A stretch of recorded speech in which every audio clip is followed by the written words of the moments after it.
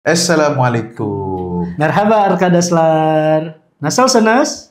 Çok Çok güzel. güzel.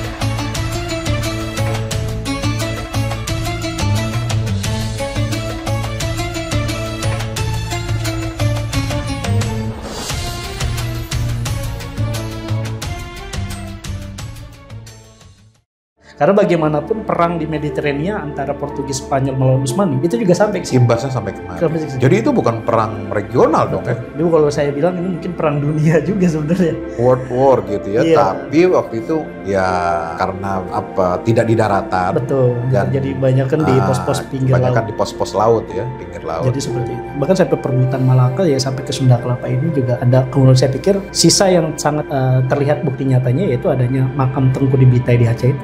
Yang 500 lebih pasukan Utsmani yang dimakamkan di sana. Ada 500 makam di Ada sana. makam. Itu perintah dari Sultan Salim yang kedua ya. Sultan Setelah Salim II. Sultan Sulaiman Al-Qanuni. Tapi yang jelas itu perintah dari Sultan Salim II, anak dari Sultan Sulaiman Al-Qanuni, untuk mereka dikirim ke Nusantara melawan Portugis gitu, membantu dan tidak untuk dipulangkan. Oh gitu. Mereka hanya untuk visi total untuk kemudian membantu. Dan disitulah yang kemudian kita lihat ada koordinasi Aceh, Demak, mungkin dengan Makassar, dengan Banten, dan membuat aliansi baru untuk melawan penjajahan. Bismillahirrahmanirrahim. Assalamualaikum warahmatullahi wabarakatuh. Waalaikumsalam. Alhamdulillah. Hari ini tanggal 29 Mei. 29 Mei 1453 itu kan teman-teman pasti tahu ya. Ada peristiwa penaklukan Konstantinopel. Ini sejarah umat Islam yang mengubah peta dunia.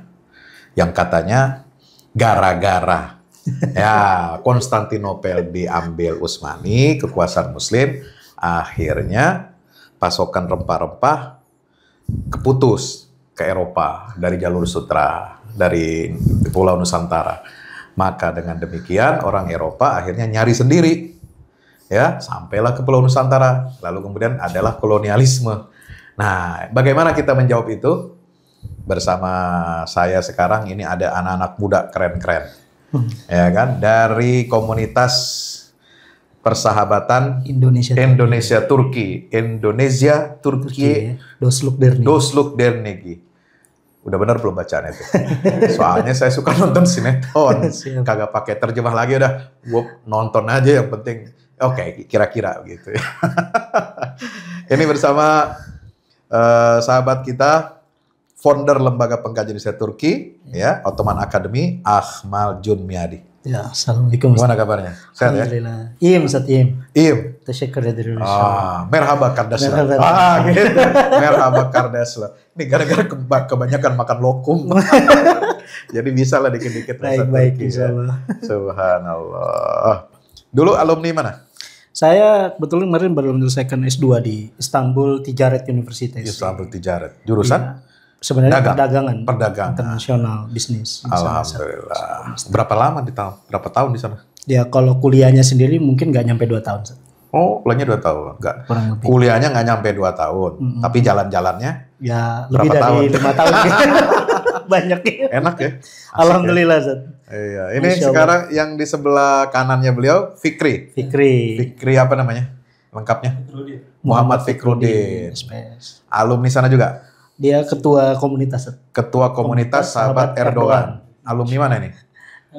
Di Indonesia ya. Oh, berarti lidahnya belum Turki amat ya.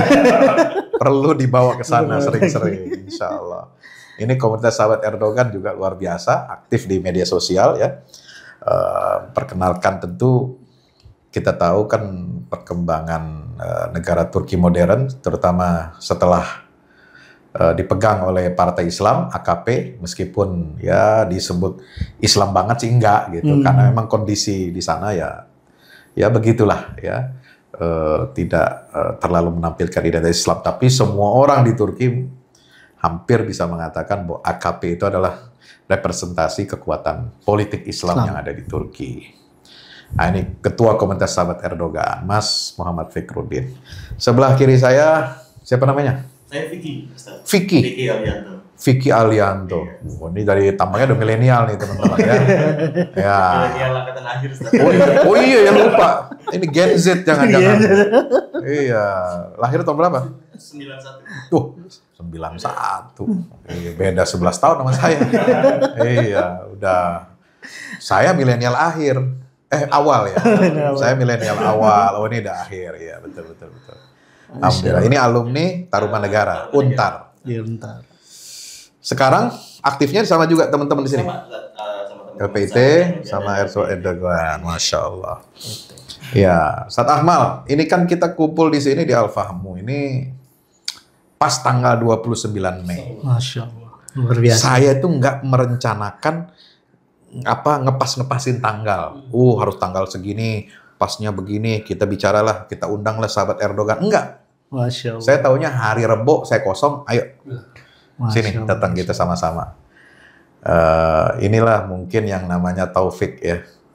Dari Allah. Ya, apa yang kita rencanakan kok pas momentumnya dengan yang sering dirayakan ya.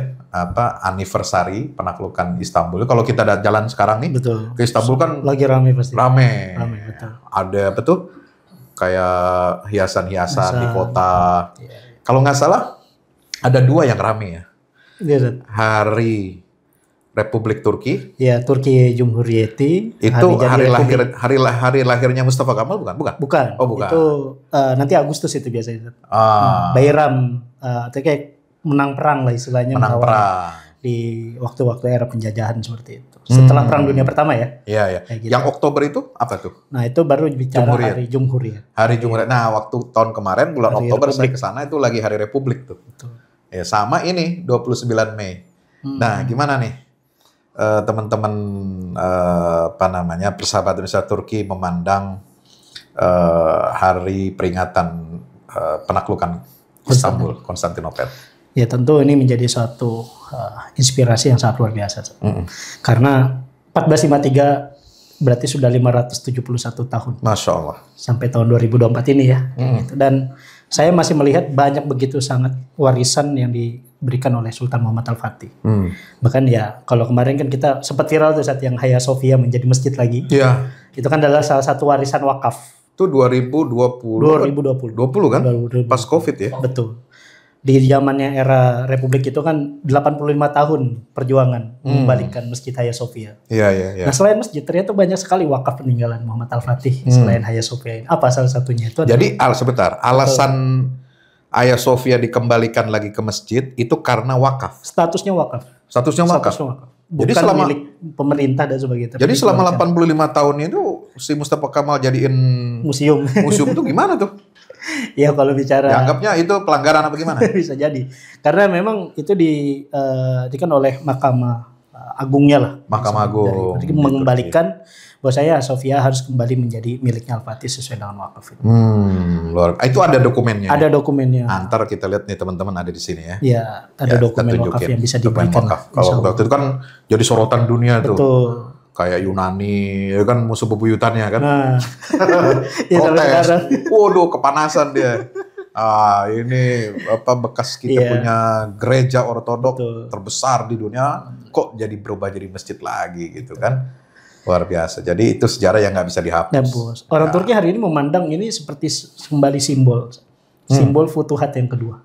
Simbol Futuhat kedua. Kenapa? Pembebasan yang kedua. Ya, karena kita melihat ya sejak 5 tahun atau 6 tahun terakhir Turki hari ini gitu kan. Berbagai macam cobaan lah terutama gitu. Kalau bicara Erdogan ya kemarin sempat ada kudeta gitu kan. Terus kemudian lagi inflasi dan sebagainya gitu Iya, kan. iya. Itu kayak semacam dibukakan di 2020 dikembalikan lagi keagungan Islam itu dengan adanya Masjid Hagia Sophia itu. Itu menjadi salah satu simbol. Ya kalau menurut kita sih mungkin saya tidak bagaimana gitu ya. Orang Turki melihat sendiri pun ya mereka begitu sangat bersyukur hal itu bisa Sangat dikembalikan bersyukur lagi. ya. Sangat bersyukur bisa dikembalikan. Itu bukan hanya simbol Islam kan bagi Turki, bagi Tapi masyarakat menjadi Turki, identitas tapi nasional identitas mereka nasional, dan kebanggaan mereka. kebanggaan. Karena walaupun Sultan Fatih inilah ya peletak dasar semua negara Turki modern kan. Betul. Ya, Istanbul nggak ada jadi Istanbul kalau tanpa ada penaklukan itu. Betul. Itu yang Luar kemudian biasa. jadi esensi. Terus apa lagi tuh?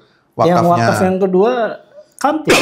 Hah? Kampus. Oh, ada kampus ya? Universitas yang kita kenal. Yang di Fatih itu? Iya, Istanbul University. Oh. Itu kan didirikan tahun 1453. Oh, yang di jalan tram gitu? Iya, Yang dilewatin tram betul itu? sekali.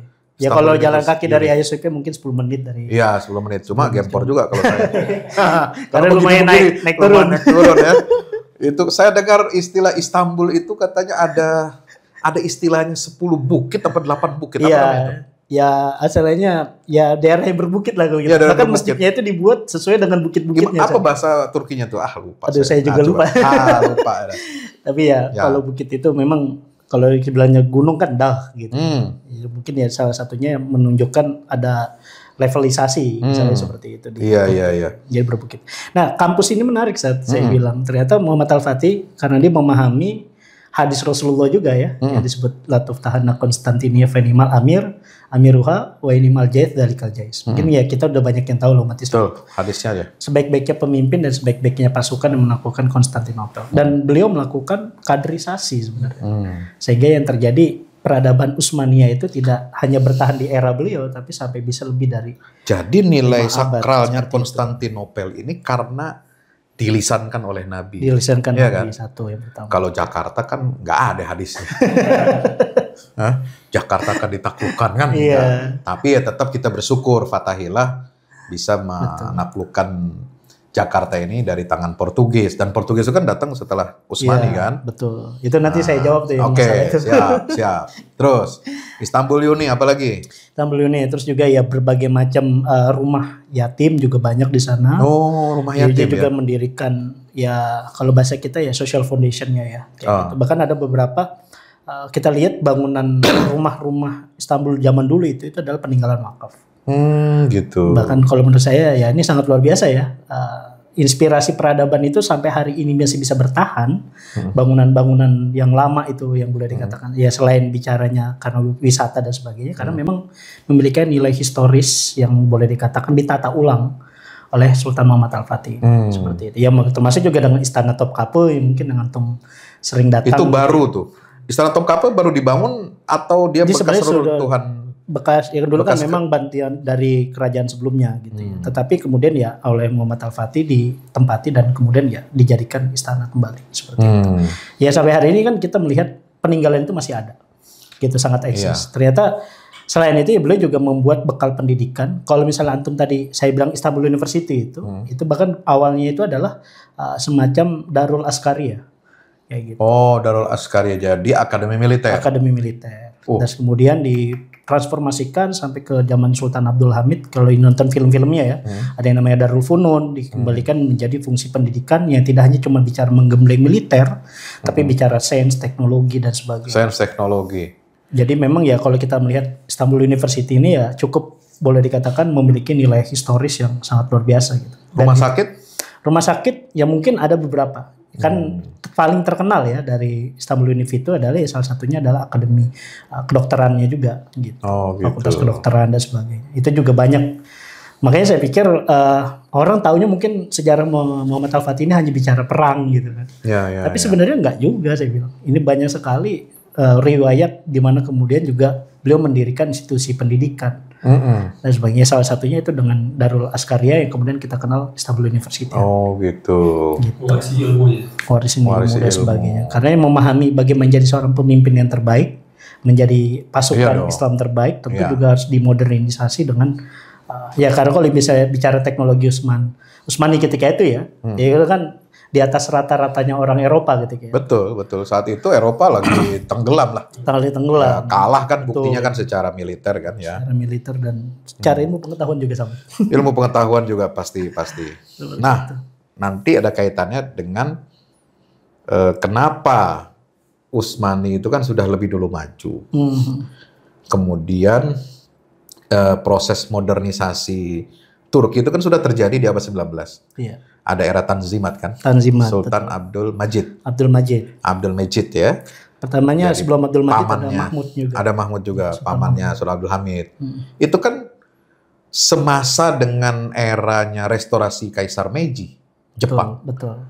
Tapi pertanyaannya ini yang perlu dijawab teman-teman, tapi ntar boleh kapan gitu ya. Siap. Kenapa Jepang bisa melesat awal abad ke-20 dia jadi superpower? Nah itu. Bisa teknologi militernya canggih sampai ngelawan Amerika. Karena Perang Dunia Kedua kan tahu sendiri. Iya. Itu kan hasil restorasi Meiji tahun 1860-an ya. Sejaman dengan Abdul Majid tuh. Betul. Sementara Turki Utsmani kayaknya kok keteteran gitu, nggak sanggup memodernisasi. Ya akhirnya yang saya perhatiin nih teman-teman ya, pemirsa, modernisasi di Turki itu akhirnya yang jadi ngadopsi hukum, mengadopsi sistem sekulerisme, kan? Tapi teknologinya, sainsnya ketinggalan dari Barat, nggak diambil tuh. Pulang-pulang malah menggugat sultan gitu supaya berubah pakai sistem parlementer lah, apalah gitu kan, demokrasi lah, kita bicara demokrasi ntar gampang.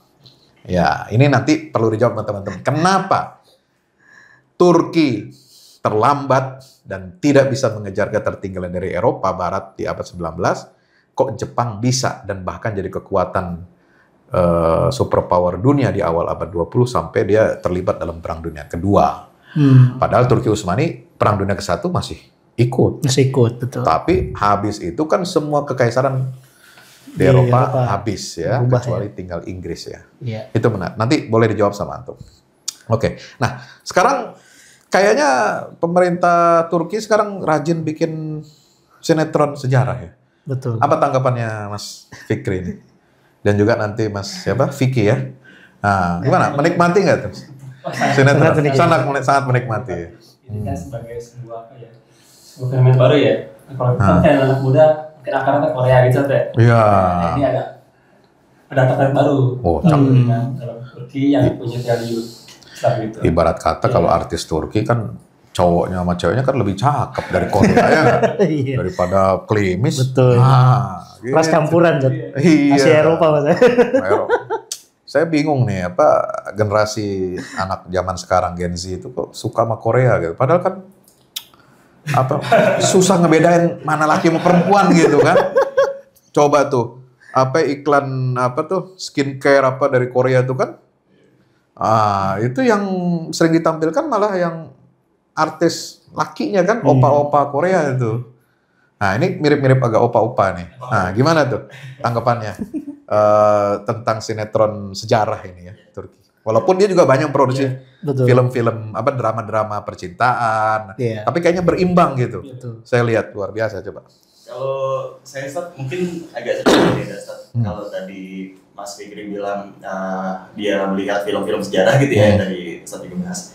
Kalau saya pertama kali melihat produk filmnya Turki yang menurut saya, yang membuat saya jadi tertarik gitu Ustaz, yaitu film judulnya kalau teman-teman tahu Kurtlar Vadisi Irak, Valley of the Wolf Irak. Itu kalau bahasa Inggrisnya, kalau bahasa Turkinya Kurtlar Vadisi Irak. Jadi itu film apa sinetron? Film. Film. Siapa yang produksi? Saya lupa ya. Cuman nonton di mana waktu itu? Dulu beli DVD-nya. Beli DVD.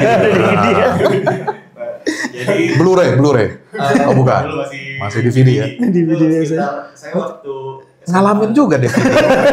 Berarti zaman dekat-dekat saya itu.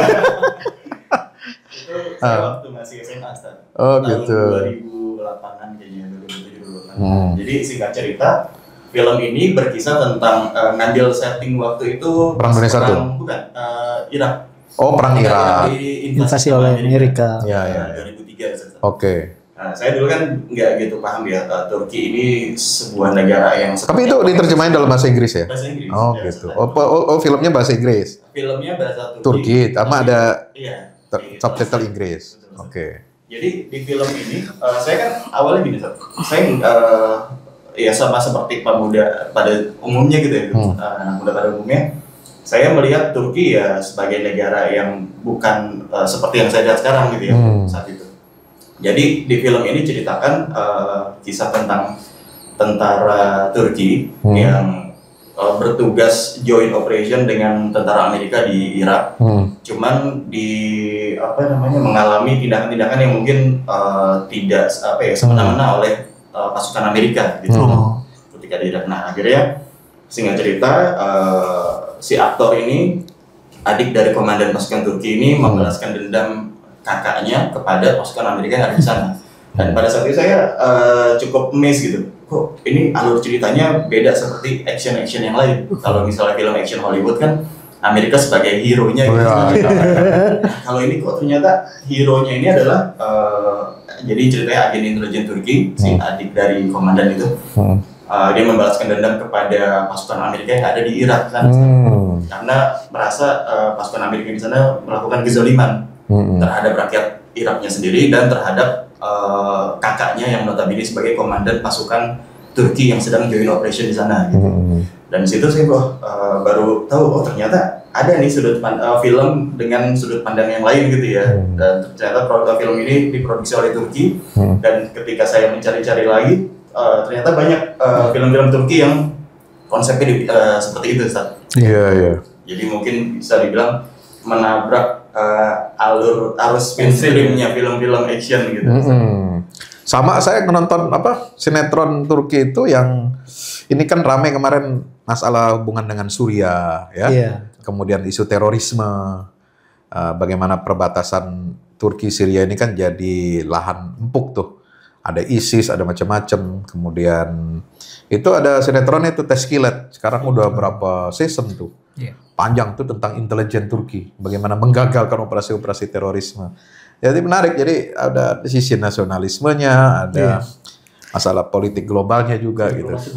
Betul. Budaya ya. Nah, gimana? Kalau film yang tadi kan bicaranya Irak. Sebenarnya ada juga Kurtlar Vadisi Palestina. Gitu. Itu seperti James Bond-nya Turki masuk ke Palestina, terus melakukan aksi-aksi perlawanan terhadap Israel. Oh gitu. Itu juga sama tuh model pelaku aktor-aktornya gitu ya dan sebagainya. Nah, tuh. Trilogi. Jadi dia sekarang sedang melakukan propaganda film ya kalau saya lihat. Dan film ini rame. Betul, rame sejak tahun 2011 sebenarnya. 2011 2012. Justru sebelum adanya yang bicara yang sejarah hari ini, ya saya dengan Mas Vicky itu generasi yang awal-awal nonton itu sebenarnya. Jadi mulai tertarik lah untuk kemudian bisa berani banget Turki membuat film yang seperti ini gitu, yang dihadapi bahkan Israel, Amerika. Artinya biasanya kan begitu ya, kalau negara dia punya pengaruh global, internasional, biasanya kan dia mulai memproduksi film-film yang menempatkan visinya, ya ingin terlibat dalam konflik di dunia, konflik internasional gitu ya. Salah satunya mungkin Turki sekarang ya. Kan Cina udah bikin tuh banyak film propaganda juga, gimana dia bisa ini jadi penguasa dunia, Amerika apalagi duluan. Nah Turki ini sekarang menarik. Nah kalau bicara sejarah ini dengan Nusantara nih. Betul. Ya sekarang kan gelombang mahasiswa yang belajar di Turki dari Indonesia, kemudian para pelancong ya, wisatawan itu kan cukup tinggi ya, besar ya. Nah, ini sebenarnya berapa sih alumni lembaga-lembaga pendidikan di Turki yang di Indonesia ini? Ya kalau dibilang hitung mungkin lebih dari 10.000 sudah. Lebih 10.000. Kalau yang aktif sampai hari ini data-data teman-teman PPI mungkin sekitar yang 4.000 sampai 5.000-an. Yang masih aktif ya. Tentu ya setiap tahun akan terus. Itu yang masih belajar di sana? Masih belajar. 5.000, 4.000. Betul. Ya termasuk saya juga kan di situ juga seperti itu. Jadi memang ini yang saya lihat eranya itu setelah 2010 ke atas ini sudah mulai gitu kan. Bahkan pertama kali saya ke Turki itu kan 2013. Hanya saja ketika itu saya ngikut conference dari universitas di Jakarta di sini, terus kemudian mendapatkan undangan karena menulis tentang konsep demokrasi dan ekonomi dan sebagainya, kita diundang. Dan baru disitulah saya baru paham, ternyata Turki juga punya banyak hubungan dengan Nusantara hari ini, kayak gitu. Banyak ya beasiswa yang diberikan oleh pemerintah Turki? Banyak, kalau dibilang banyak sih hampir setiap tahun lebih dari 100 orang. Itu yang full. Yang full? Yang full. Kalau yang non beasiswa full, kayak misalnya saya gitu ya, ada beasiswa yang sifatnya parsial, yang dia hanya mendapatkan beasiswa kampus misalnya seperti itu. Itu juga ada. Bahkan nggak cuma di kampus negeri ya, di kampus-kampus yang istilahnya kalau mereka sebut itu kampus wakaf. Oh, kampus wakaf. Wakaf kayak gitu kan. Itu juga banyak yang memberikan beasiswa yang seperti itu. Sehingga kalau saya lihat ini karena visinya Erdogan juga ya, mungkin bicara visi internasionalnya beliau gitu ya. Dengan yang hari ini dia menargetkan 300.000 pelajar asing untuk kemudian 300.000 pelajar asing. dan menjadikan Turki menjadi 5 top besar destinasi pelajar di Eropa. Oh. Seperti itu. Itu Berarti kebijakannya memang kalau di Asia tuh mirip kayak Malaysia ya. kurang lebih seperti itu. Banyak pelajar-pelajar asing ya. Betul. Salah satu misi internasionalisasinya tuh. Betul. teman-teman. Nah kalau bicara sejarahnya Sat, sebenarnya pengiriman pelajar ke Turki ini kan itu sebenarnya kalau yang langsung ke Istanbul itu sudah ada dari zamannya Sultan Abdul Hamid. Oh gitu. Gitu. Dulu waktu pendirian awal abad 19 di Konsulat Turki Utsmani di Batavia ini di tahun 1880-an ya setelah beliau ini mendirikan itu juga sudah ada pengiriman kurang lebih ada 20 orang pelajar. Kayak gitu dari Belajar Jawa. apa tuh? Ada yang belajar ilmu politik, ada yang belajar ilmu sains, teknologi, dan bahkan ada yang belajar akademi militer. Nah gitu ya, mungkin kalau antum mempelajari ya, mungkin ada beberapa ormas-ormas Islam di Nusantara gitu ya. Kalau ulama yang ke sana ada? Ya kalau ulama biasanya tujuannya Hijaz. Hijaz ya. Ya Mekah, Madinah, masih ada yang waktu itu kan masih di bawahnya Turki Utsmani.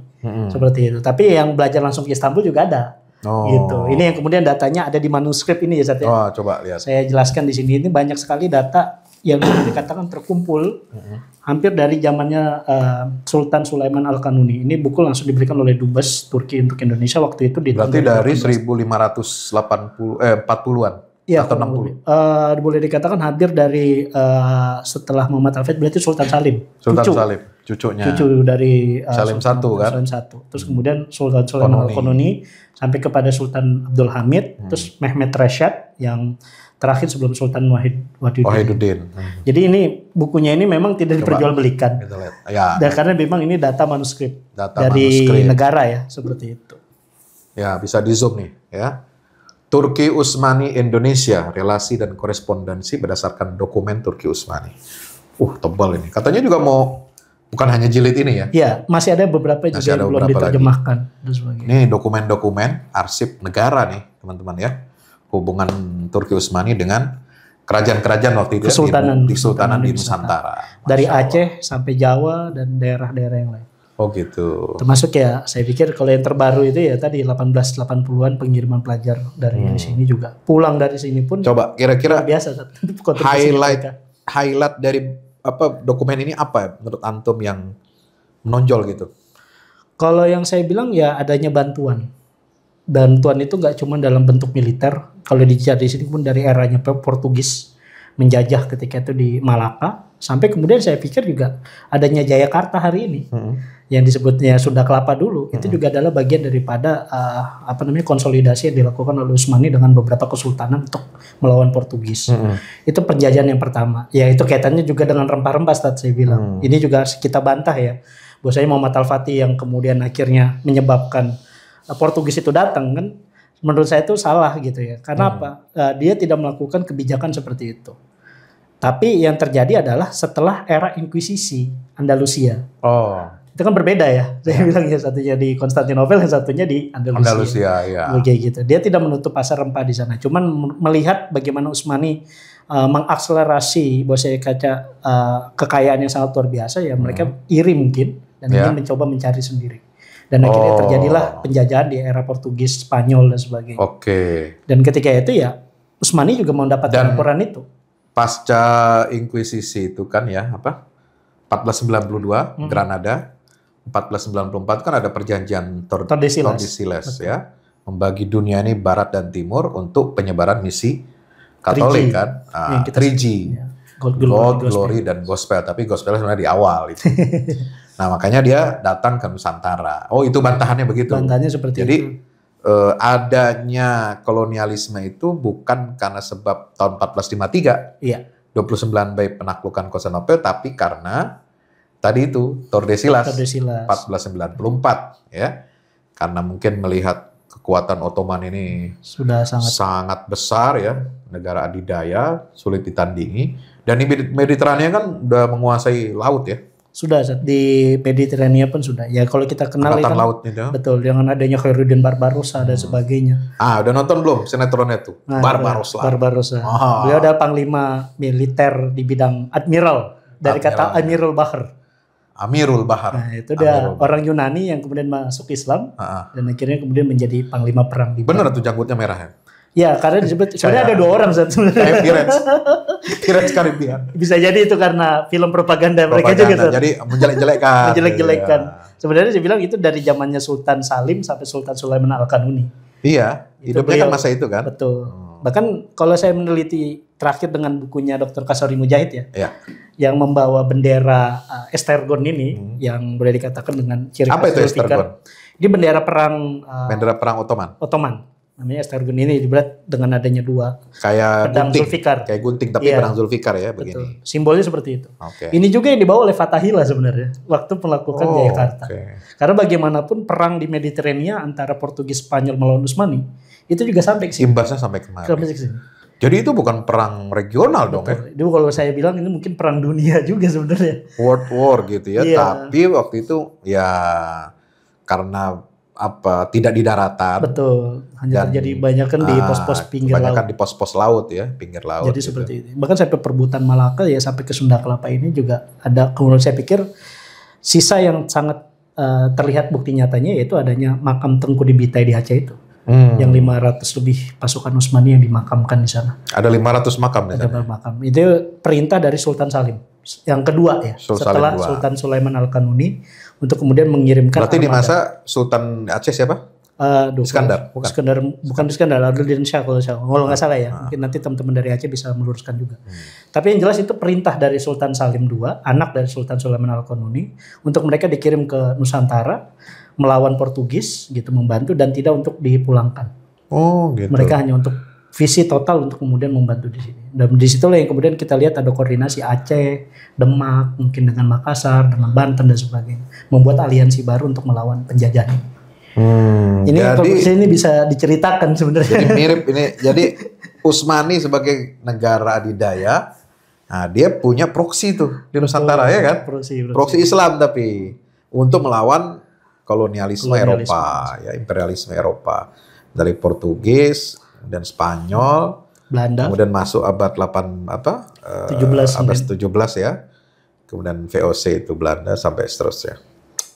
Luar biasa. Baru kemudian mulai ada titik terang itu sebenarnya ya di zaman Sultan Abdul Hamid nih, bahkan dibentuk konsulat di Batavia gitu ya. Walaupun sebelumnya itu dari Singapura kan, seperti di Singapura, kemudian dipindahkan juga ke Batavia ini. Bahkan sampai kemudian perang Jawa dan sebagainya pun juga mereka punya semacam catatan sejarah gitu. Ada kontribusi perang Jawa? Kalau bilang kontribusinya sih, saya kalau dokumen resmi belum bisa. Tetapi saya menemukan simbol keris. Si keris itu ditaruh di museum perang. Bahwasanya ini adalah ya kalau bahasa kita bukan senjata perang ya, senjata diplomasi. Bisa saja ada terjadi hubungan itu. Cuman catatan sejarahnya bagaimana yang kemudian ini harus kita kembali baca lagi lah. Kalau bicaranya dengan Dr. Ismail Haqiqade ini yang peneliti Utsmani Asia Tenggara, dia mengatakan ya bukan berarti nggak ada, tapi memang masih perlu dipercari karena ada beberapa bentuk fisik ya berupa senjata, tapi kan kita belum melihat secara manuskrip realnya seperti apa.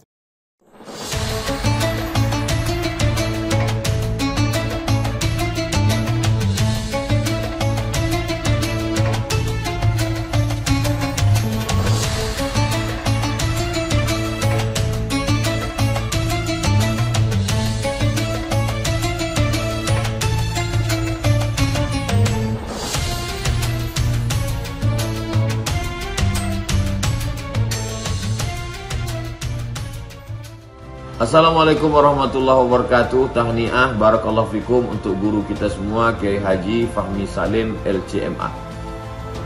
Masya Allah tabarakallah, launching 2 buku Al-Mukarram, buku Wahai Anakku dan Runtuhkan Zionis. Dan selamat tahniah juga untuk peresmian gedung Al-Fahmu Institute Pusat Dakwah Al-Quran pada 26 Sya'ban hari Kamis 1445 Hijrah bertepatan dengan 7 Maret 2024. Saya adik kelas Ustadz Fahmi Salim di Mesir merasa ikut bahagia, ikut senang. Sekali lagi tahniah, Ajmal At-Tahani, ungkapan selamat yang terindah untuk Kiai Haji Fahmi Salim LCMA. Barakallahu fikum. Wassalamualaikum warahmatullahi wabarakatuh.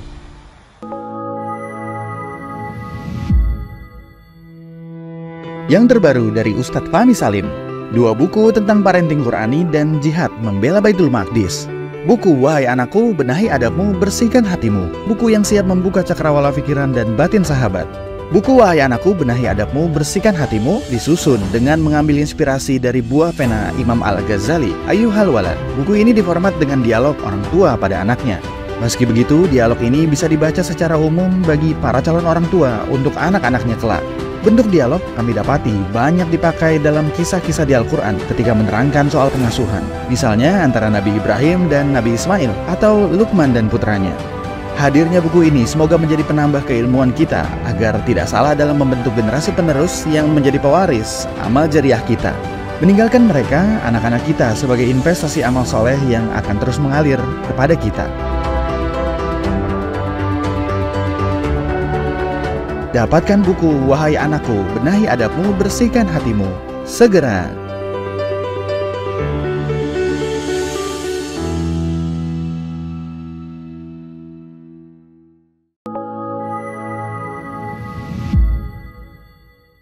Yang terbaru dari Ustadz Fahmi Salim, buku Runtuhkan Zionis Rebut Baitul Maqdis, buku yang siap membuka cakrawala pikiran dan batin sahabat, sudah bisa dipesan sekarang juga. Hasil yang dicapai para mujahidin dalam pertempuran Badai Al-Aqsa 7 Oktober 2023 memiliki arti penting ataupun nilai strategis, bukan hanya dalam pembuktian bahwa kekuatan Israel bisa dikalahkan bahkan oleh pihak yang memiliki persenjataan jauh di bawahnya, melainkan juga dalam menyadarkan dunia Islam, terutama para pemimpinnya yang memilih menjadi penonton ketimbang membantu sesama saudaranya. Buku ini adalah salah satu bentuk dukungan dan ikhtiar dengan niat berjuang bersama-sama dengan mujahid Palestina. Tak sekedar memberikan informasi, membeberkan fakta atau data kepada khalayak di Indonesia. Buku ini juga hadir untuk meluruskan tudingan bahkan fitnah terhadap para pejuang di sana. Betapapun kita berada jauh dari Al-Quds, melalui buku ini kita akan dapatkan bagaimana kita bisa memperoleh pahala yang sebanding dengan para pejuang di garda terdepan di negeri perlawanan Palestina. Dapatkan buku Runtuhkan Zionis Rebut Baitul Maqdis segera.